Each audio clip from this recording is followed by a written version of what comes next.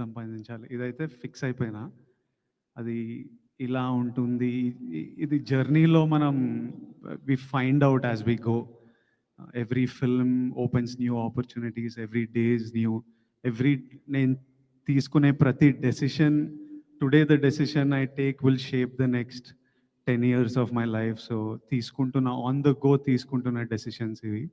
But the goal సినిమాలు చేయాలని ఇష్టం. హ్యాపీగా ఉండాలని ఇష్టం. చేస్తున్నది.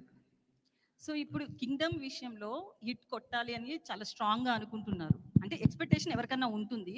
బట్ మొన్న సినిమా చూసిన హరిహర వీరమల్లు సినిమాకి వచ్చినా కూడా డిప్యూటీ సీఎం రేంజ్లో ఉన్నప్పటికీ కూడా పవన్ కళ్యాణ్ వచ్చి తన మూవీని తనే నిలబెట్టుకునే పరిస్థితి ఉంది. ప్రజెంట్ ఇండస్ట్రీలో అయితే ఎవరైనా సరే కలెక్షన్స్ రావాలనే చూస్తున్నారు. ఎందుకంటే నిర్మాతగా నష్టం లేకుండా. ఇప్పుడు మీరు కూడా ఈ సినిమా హిట్ అవ్వాలనుకుంటున్నారు. ఇది కలెక్షన్స్ పాయింట్ ఆఫ్ వ్యూలోనా, లేకపోతే మిమ్మల్ని నమ్ముకున్న ఫ్యాన్స్, మిమ్మల్ని ఇష్టపడుతున్న ఫ్యాన్స్కి ఒక ట్రీట్ ఇవ్వాలనా? ఏ సినిమా అయినా డైరెక్టర్ కథ రాసినప్పటి నుంచి, యాక్టర్ ఒప్పుకున్నప్పటి నుంచి ఒకటే గోల్ ఉంటుంది, జనాలు ఎంజాయ్ చేయాలని. అది ఒకటే.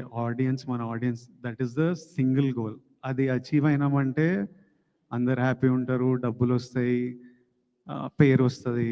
So nobody thinks about any other way around. ప్రతిసారి గోల్ ఆడియన్స్ మన సినిమా ఎంజాయ్ చేయాలరా, అదొక్కటే ఉంటుంది ఆల్వేస్. వంశీ గారు ఓకే. యాక్చువల్లీ లాస్ట్ టైం ఒక ఇంటర్వ్యూలో కూడా మీరు మాట్లాడుతూ పిఆర్ఓ వ్యవస్థ మీద మాట్లాడారు కదా, పిఆర్ఓలు బెదిరిస్తున్నారు, బ్లాక్మెయిల్ చేసే రేంజ్కి వెళ్ళిపోయారు అని చెప్పి. అయితే కొంతమంది పిఆర్ఓలకి ఈ విషయంలో కోపం వచ్చింది. ఎందుకంటే ఎవరో పర్టికులర్గా వాళ్ళ గురించి చెప్పకుండా అందరినీ ఒక పిఆర్ఓ టోటల్ వ్యవస్థను అన్నారు అని చెప్పి. పర్టికులర్గా ఎవరైనా ఉన్నారని మీరు చెప్పాలనుకుంటున్నారా? ఆ రోజు ఆ ఇంటర్వ్యూ అడిగిన అతను అయితే మాత్రం మిమ్మల్ని ఆ క్వశ్చన్ అడిగిన ఆయన తిరిగి ఆ క్వశ్చన్ వేయలేదు.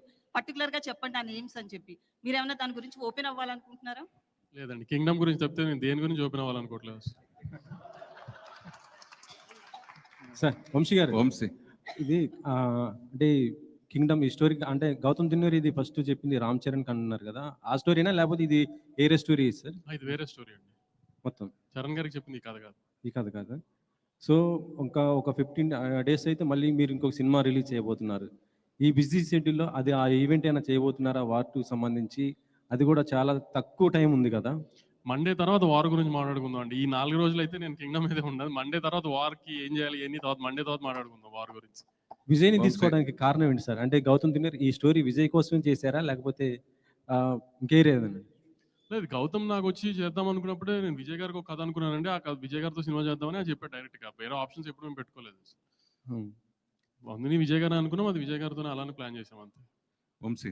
విజయ్ గారు, మీ లాస్ట్ సినిమా ఫ్యామిలీ స్టార్, అది ఫ్యామిలీ ఆడియన్స్ కోసం తీశారు. ఇది ఏ ఆడియన్స్ పర్టికులర్గా ఎవరి కోసం అనుకుంటున్నారు? టికెట్ బుక్ చేసుకుంటున్న ప్రతి ఒక్కరికి కింగ్డమ్ వాళ్ళందరి కోసం కింగ్డమ్.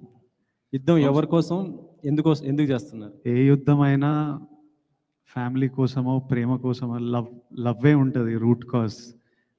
మన ల్యాండ్ కోసమో, మనం పుట్టిన మట్టి కోసమో, ఫ్యామిలీ కోసమో, లవ్ కోసమో ఇదే ఉంటుంది. హిస్టరీలో ఏ యుద్ధం తీసుకున్నా దీని గురించే ఉంటుంది. ఇది కూడా అలాంటిదే. మొన్న ట్రైలర్ లాంచ్లో లాస్ట్లో మీరు మీ స్లాంగ్ మార్చారు, యాస గుందియా రాయలసీమ యాస మార్చారు కదా, అది చెప్తూ అది బాగా ట్రెండ్ అయింది. అసలు బాగా మీ ఫ్యాన్స్ కానీ అందరు కూడా బాగా ఎంజాయ్ చేశారు. అంటే నెక్స్ట్ రాబోయే రౌడీ జనార్దన్ దానికోసం ఉన్నట్టు ఆ యాసతో ఉన్నటువంటి సినిమానా అది?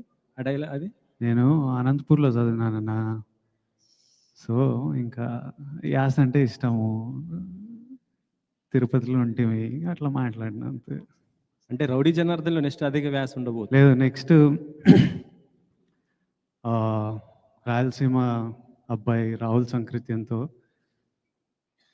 రాయలసీమ బ్యాక్డ్రాప్లో సినిమా తీస్తాడా, అందుకు విజయ్ 2 years కదా ఇది. హౌ అంటే ఫిజికల్ ట్రాన్స్ఫర్మేషన్ అనేది ఎంత ఛాలెంజ్ అది మీకు? ఎందుకంటే 2 years ఒకటే లుక్ ఒకటే ఫిజిక్ మెయింటైన్ చేయాలి కదా. How difficult or easy like to maintain the same?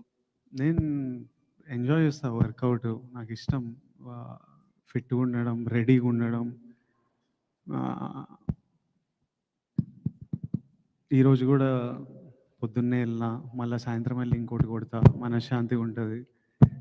తర్వాత ఒక యాక్టర్లా లైఫ్లో కూడా ఎప్పుడు రెడీ ఉండాలి. యుద్ధం వచ్చిన తర్వాత రెడీ అవ్వడం అంటే వర్కౌట్ కాదు. ఆల్రెడీ ముందే వార్లో హాలిడేలు ఉండవు. ఆల్వేస్ రెడీ ఉండాలి. So I like to stay fit and strong. ఇందులో వంశీ గారు. ఎల్టీటీని కూడా టచ్ చేశారా ఏమైనా? సారీ, ఎల్టీటీని ఏమైనా టచ్ చేశారా ఇందులో ఆ పాయింట్? ఆ పాయింట్ ఏం టచ్ చేయలే. అలాంటి టైంలో జరిగిన ఒక ఫ్యామిలీ ఎమోషన్ మీద ఒక మల్టీ లేయర్డ్ కథ.